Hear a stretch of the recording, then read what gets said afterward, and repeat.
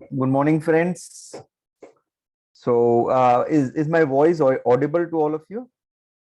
Yeah. So this is the book. Uh, is it visible? The Yoga of Kashmir Shaivism. So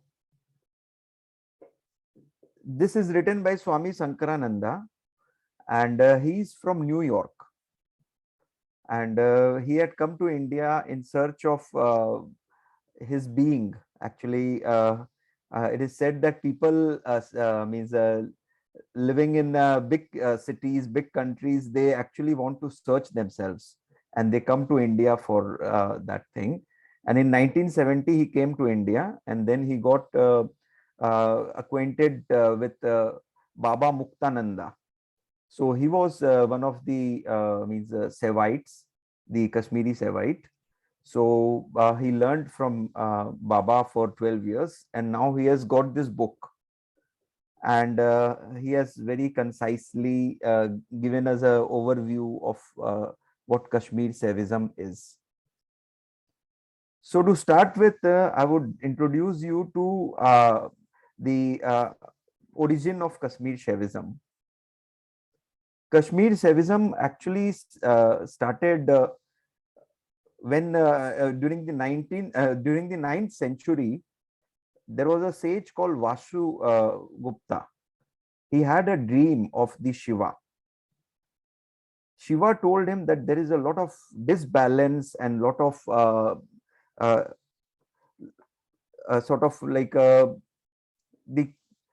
there is a problem that is going on in the world that needs to be settled. So he told Vasugupta to go to a rock, a specific rock, and touch that rock. And when he went there, he touched the rock. The rock actually overturned, and there were 77 aphorisms. They are called the Shiva Sutras. And this is where Shaivism originated. And in Kashmir, around 1100 AD, a number of Shaivism schools were there. There were the Krama school, the Kula school, the Pratabhijna school, the Spanda school, and many others. But the core concept was the same. There was a sage called Abhinav Gupta. Abhinav Gupta played a very key role in actually assimilating the Kashmir Shaivism principles and actually making it a whole and a coherent concept. And by the end of the 11th century, a number of overturns happened. And the Kashmir Shaivism sort of started losing itself because of Islam. There was a lot of invasion of Islam in Kashmir. And slowly and gradually, the Kashmir Shaivism started like sort of going underneath. Then there was two types of concepts that were available. There was one as an experiential concept, and one was a scholarly concept of Kashmir Shaivism. There were many sages, many masters. They were practicing Kashmir Shaivism, but it was not as open as it used to be.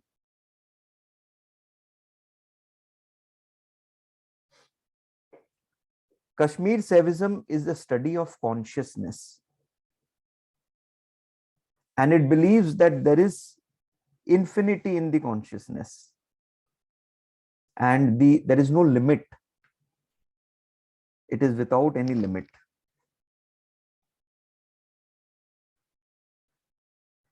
Consciousness is one, no matter where we find it. There could be many personalities. It could be a dog, it could be a tree, it could be the universal life force which we are carrying. Anything, everything is consciousness. Be it matter, be it no matter, everything is consciousness. and it says that everything is Shiva. Everything is absolute, absolute, completely absolute. The Shiva here is the God, the absolute.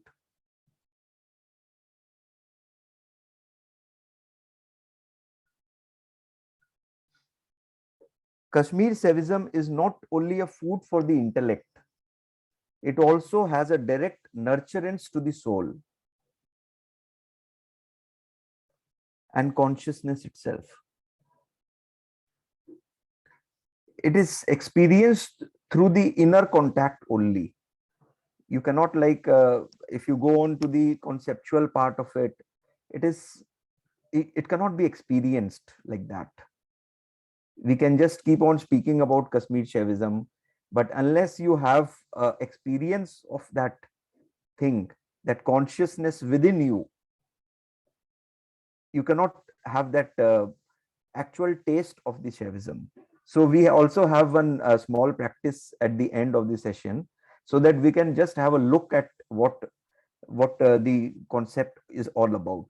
And Swami Sankarananda, what he has done in this book, he has placed a number of sadhanas, a number of meditations.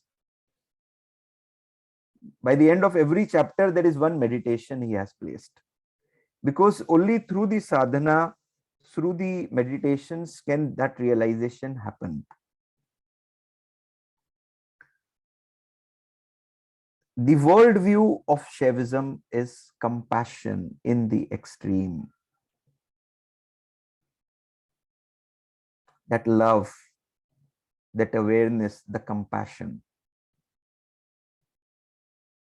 That is the core of the Kashmir Shaivism. When your heart is open, when there is no mind, then you open up and flower in the universal consciousness. And you become one with the whole, with the absolute, with the Shiva.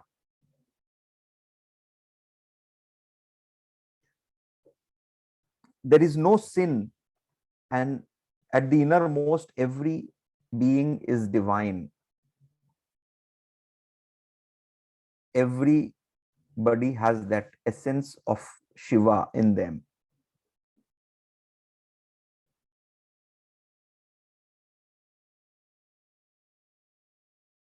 Shaivism mainly discusses about three subjects: the nature of the absolute, the nature of the human being and contraction, the method by which contraction is overcome.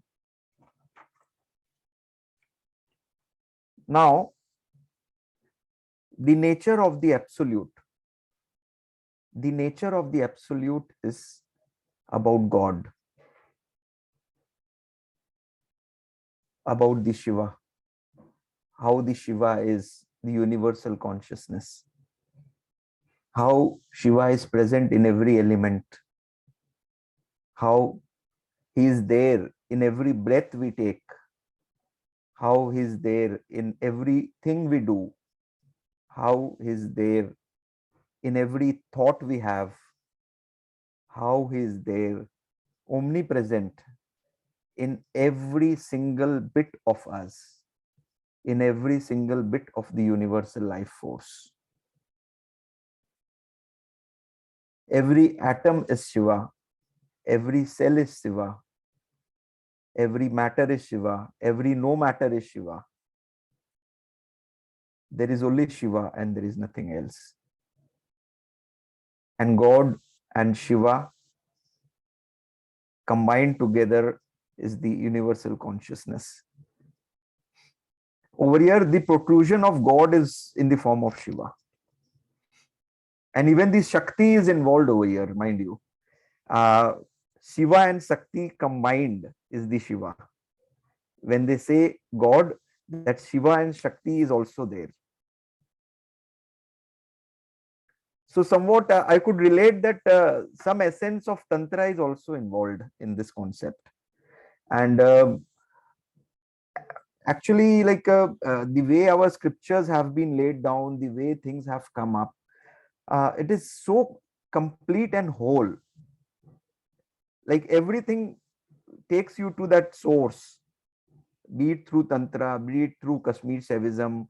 So, but means the whole is the core of it.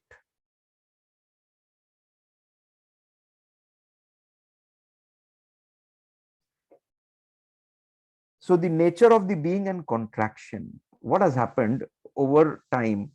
We have contracted that Shiva inside us through our deeds, through our unconsciousness, through our unawareness. That there has been a contraction. It has shrunk. It has become limited, and we have forgotten that we are Shiva. So the third subject speaks about the method by which the contraction can be released, and that is through the sadhana, through the self practice, through the meditation, through self reflection, through which this contraction can be released, and we are able to realize the Shiva in us. And Shaivism holds the pure consciousness and not matter in the basic stuff of the universe. There is an old Shaivite aphorism: without Shakti, Shiva is the Shava. They called Shiva as a Shava without Shakti. So Shakti is inbuilt in the Shiva. When we see, we look at a Shivling, the Shivling is a combination of Shiva and Parvati. So that Shiva, we call it Shiva only, but it is not only Shiva, it is the absolute, non-duality. Shakti is one with Shiva. She is never separate. The divine pair, Yamla, like yin yang, incorporate all the dualities within them: heaven and earth, matter and consciousness, world and spirit. Everything is incorporated. It's all inbuilt. It is a very deep subject, Kashmir Shaivism. I don't know how far I would be able to justify, because unless you do these sadhanas, that realization only, like Buddha used to say, that whatever I say, that you will become enlightened. I cannot explain what enlightenment is all about, because it is to be experienced.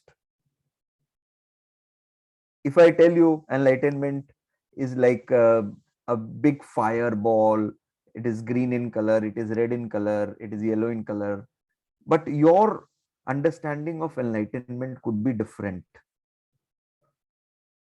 because they say that you become completely mum. You cannot speak about what is going on when you become enlightened, because it is such a divine thing that you cannot actually put it in words. Because they say that when somebody puts them in words, their thought also comes in between. So that actual experience cannot be put down. So similarly in Shaivism, you cannot exactly put down that means you have arrived, you have become aware, you need to experience it. It's a journey.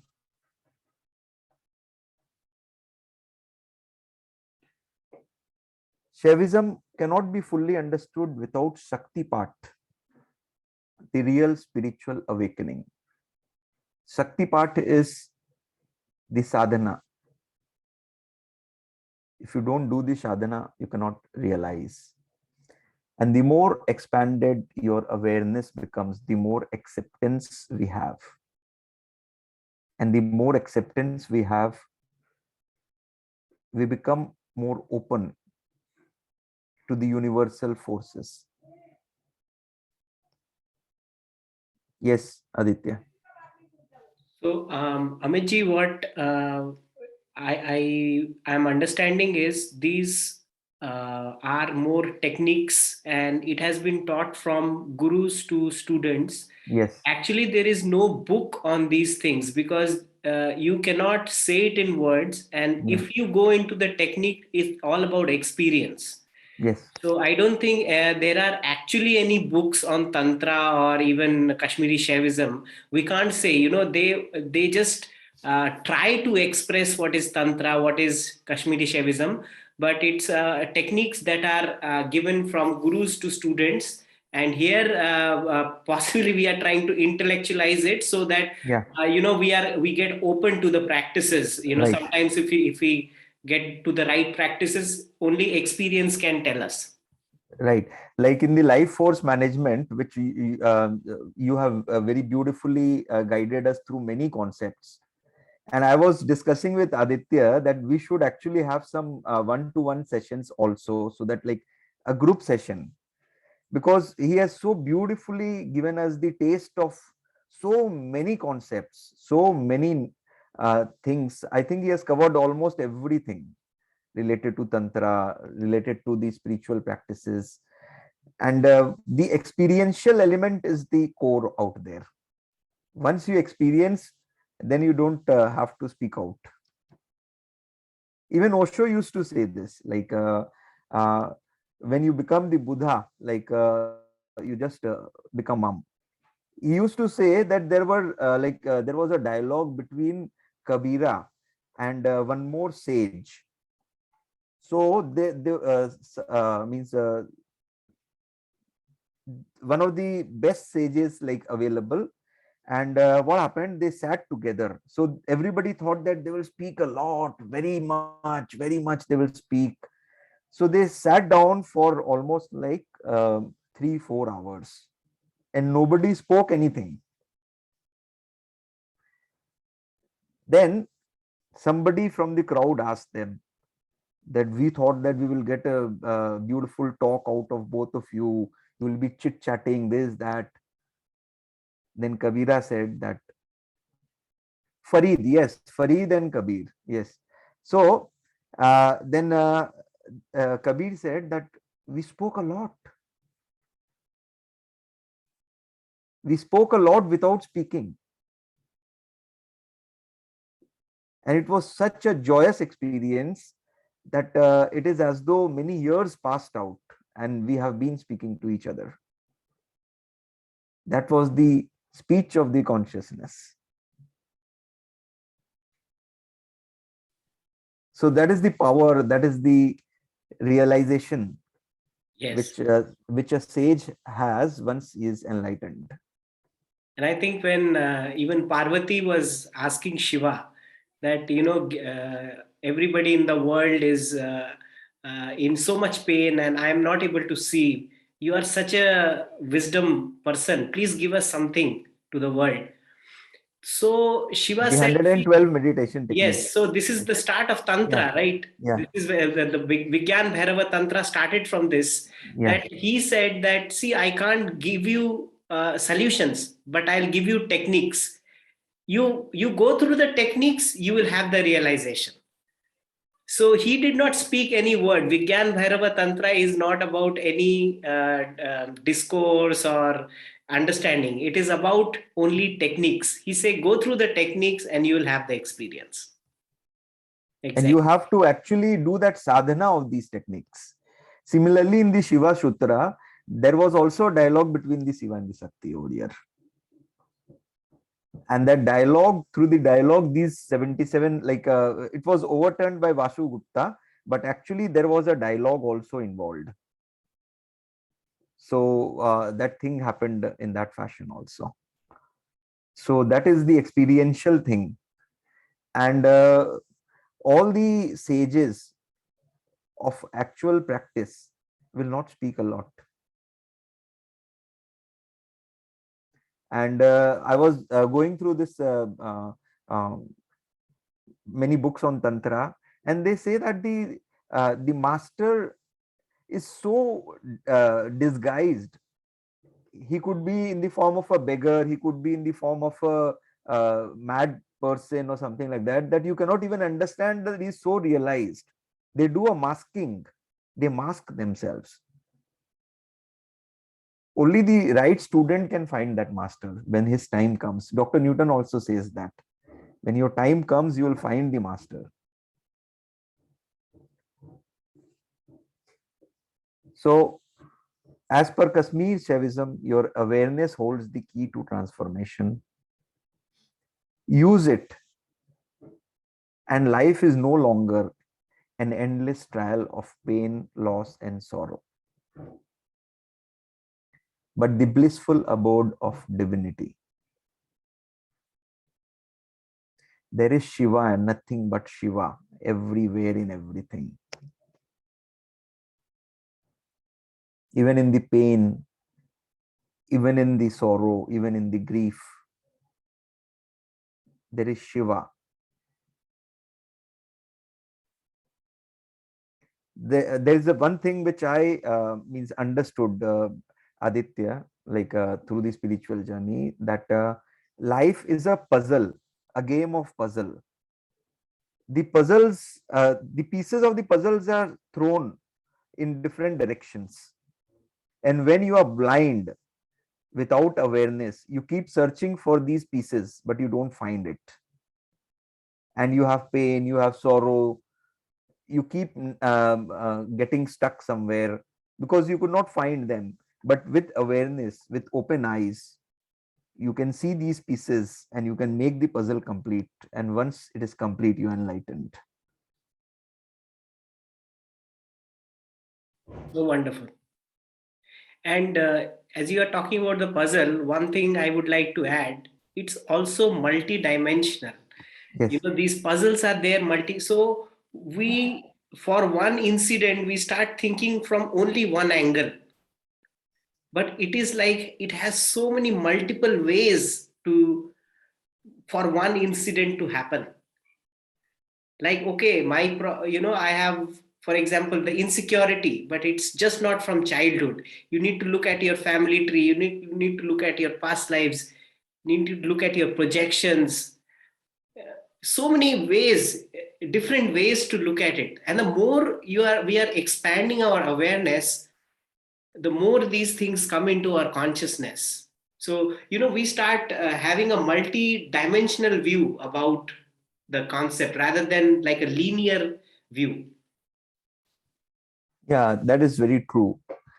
And with the multidimensional things, we also get more that experience comes into us, and we also get complete because that learning is there, that is important for nourishing our soul.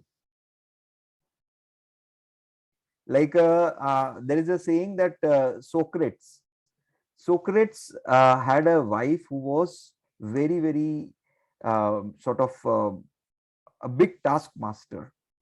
She used to hurt him, she used to speak ill about him and everything. Once she poured boiling water on his face, and it burnt, half burnt face of Socrates.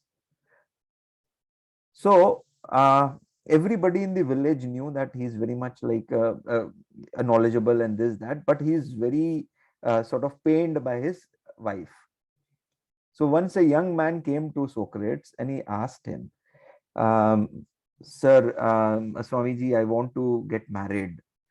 In the mind, he actually did not want to get married, and he only wanted his judgment because his family was pressurizing him for marriage. So he thought that Socrates will say that don't get married because wife is this, wife is that, and all. So Socrates said, "You should get married. Whatever I am today is because of my wife. She's a mirror. I had that ugliness inside of me. She only showed me. When she shouted at me, that means I have that anger also. She showed, she projected it. So whatever I am today is because of her, because she projected and showed me who I am." So that is the way these sages speak up. And once we listen to them, we get sort of like hypnotized only. But it should sink in the heart. We hardly sink it to the heart, but once it is there through awareness and sadhana, I think we are there. We are already in the path, all of us.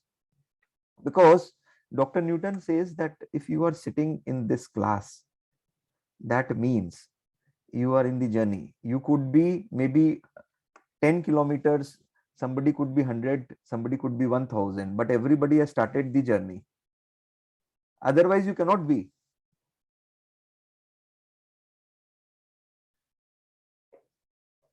Now, in Shaivism, they say that contractions are generally of three types of contractions. How you restrict yourself. Limitation of will. We lack the will, where it is felt in the heart, in the form of grief, in the form of uncertainty. Limitation of knowledge. It is through confusion in the mind. And there is a third knot that is in the navel. And in the navel area, there is a sense of lack and frustration. So generally, when you work on your heart and your navel, the mind will also start disappearing. So they have this thing that sometimes you can just observe, keeping your eyes closed on your navel,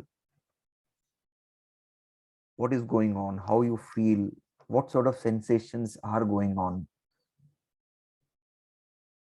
And when you observe, there could be release in the form of tears. There could be some vibrations happening. Sometimes you observe the heart.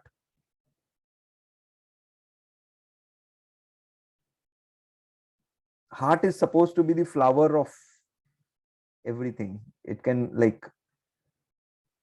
actually sort of like imbibe everything. Like we have one meditation of Atisha.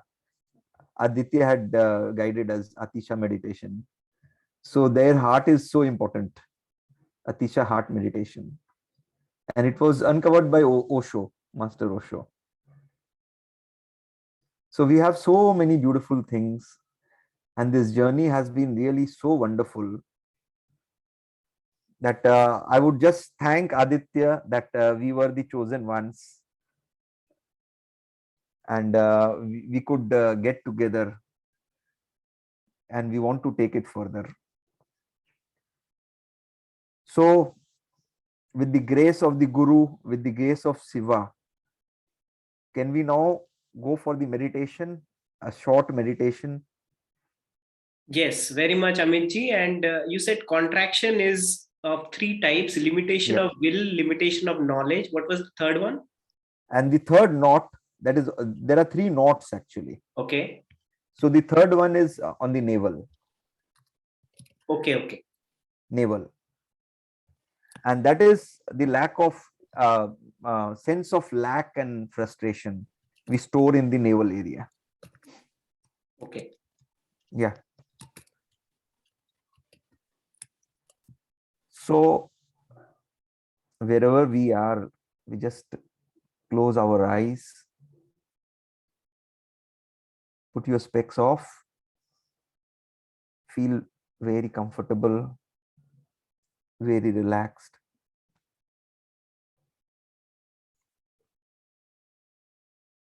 Just take a few deep breaths in and exhale out. You may take the breath through your nose and exhale through your mouth. Take long deep breaths.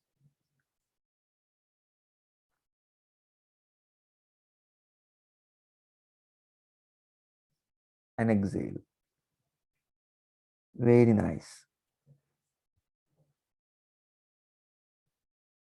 Long deep breath in and out. Whatever sound is there in your environment only helps you to relax more and more.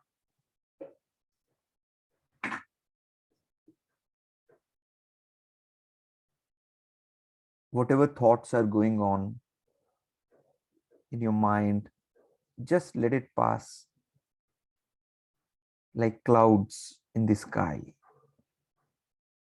completely unaffected.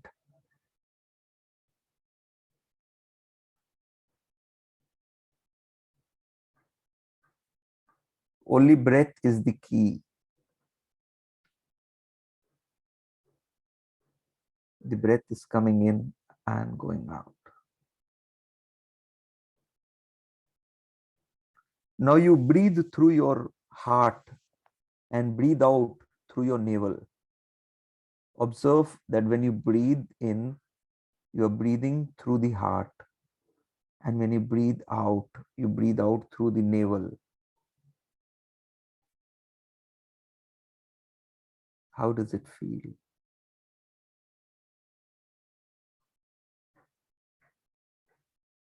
Both the heart and the navel are so important. They are the power centers of a being.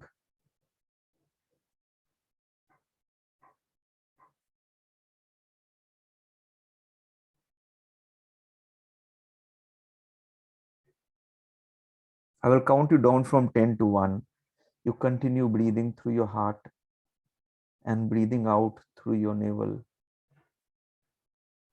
10,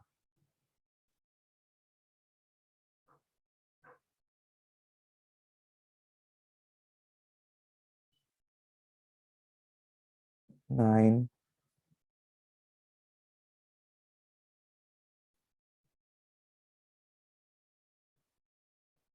8,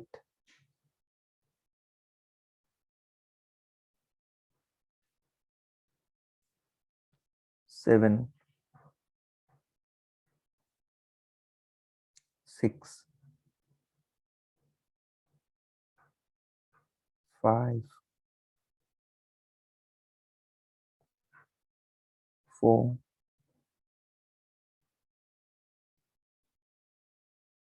3,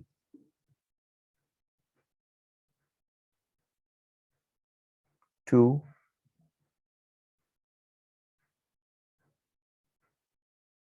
1. Continue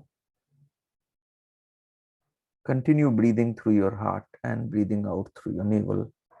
And in the process, if you are able to release any emotions through your eyes or any vibrations through yawning or anything, that's okay. Let the body take its own recourse.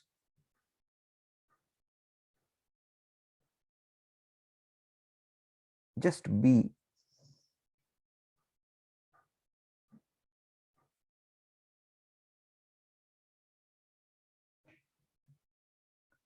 Now just have an overlook of your entire body and look at the place where you are able to feel your life force energy. Just scan your body through and through, from your feet to your head. Cover every part of your body and just sense where you are able to feel the life force energy. It could be anywhere. Just feel it. And when you are able to sense it,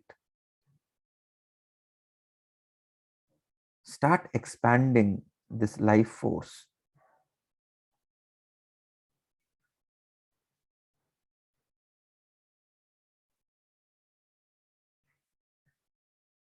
Currently, you could be feeling that it is not very bright or it's not very deep, but it's okay. There is nothing right or wrong. You keep expanding.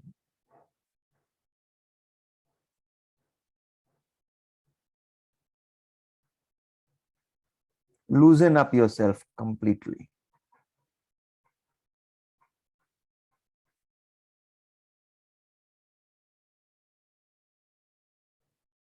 Release any stiffness which you are holding in any part of your body. Release any contraction which you are having. Become totally free.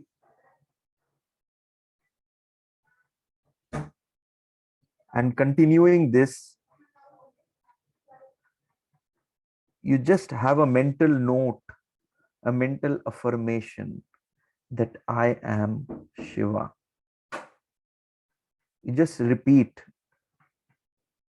at a subconscious level that I am Shiva.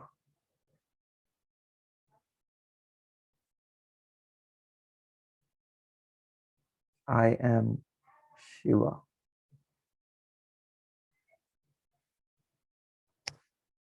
I am Shiva. I am Shiva. Just see this expansion happening. There's a flow of abundance. There's a flow of self-realization. There's a flow of awareness. There's a flow of love. There's a flow of nothingness. The consciousness is expanding.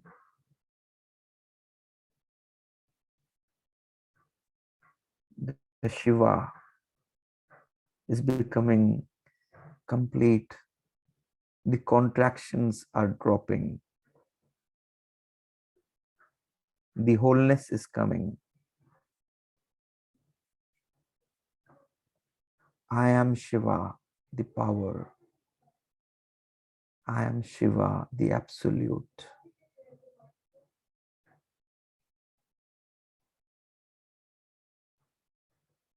I will count you down from 10 to 1. You keep on having this realization, this understanding of the Shiva within you. 10, 9, 8, 7,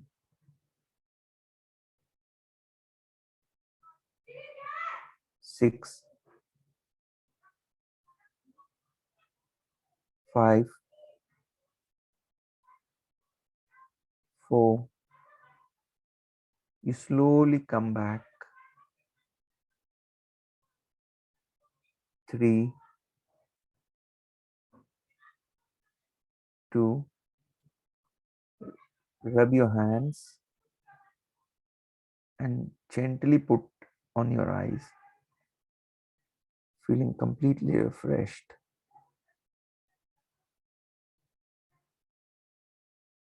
Completely comfortable. When you are okay, you can gently open up your eyes, reflecting the Shiva in you.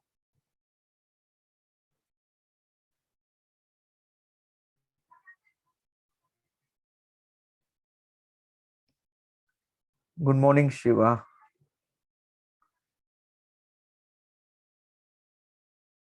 We have so many Shivas with us. Yes.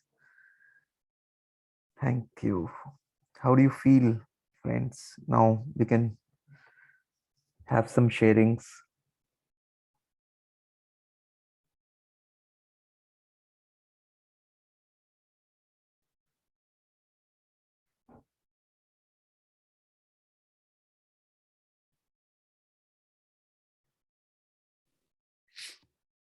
Wonderful, Amitji. I was yawning a lot, like I was releasing through all the yawns. And yeah, I can see a shift in my state right now from when I started. This breathing is so powerful from the heart and releasing through the navel. It's beautiful breathing. And one thing which I took from this class is this contraction, because what happens is whenever we are hurted, whenever we have a block, whenever our energies are not flowing, that means it's like some crippled state. We are contracted, right? And we need to be aware of this contraction. And this all these practices about is, you are opening up, you are moving beyond these contraction. And beautifully, we have learned these three limitation, or the three knots: the knot of the will, the knot of the knowledge, and in the navel the sense of lack and frustration, right? And I think all the work that we are doing is to expand, to Yes. come out of this contraction, right? And this breathing was so powerful, so beautiful, Amiji. Thank you so much. Any friends, they would like to share something?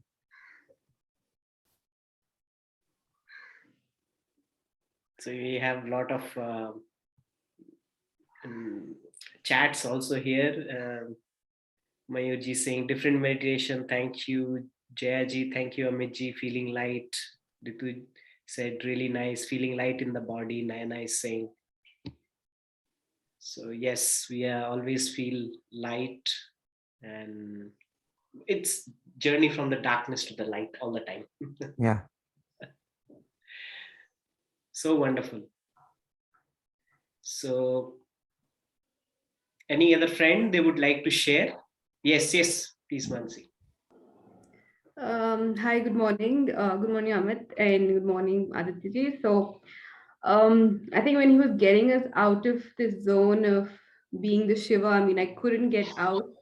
It was very, I don't know, a sense of very a feeling of satisfaction in being there, and I'm not able to actually speak or tell what is actually happening in my body. So I'm like, I'm awestruck. Plus, when he said is, I'm Shiva, the absolute. And those words was like very, very powerful at that moment. I mean, it was just like, I could just feel my aura like boom. It was like that. My aura just went off that way. That's how I completely felt. So even now I'm in that state, and it was very beautiful. And I don't know what else to say. I mean, really, really nice. Thank you so much, Amitji and Aditya, for getting us and making us do this. I think I really needed it. Thanks. Thanks. Great, friends. So we end our class here today, and we are meeting soon with a new topic. So till then, stay tuned.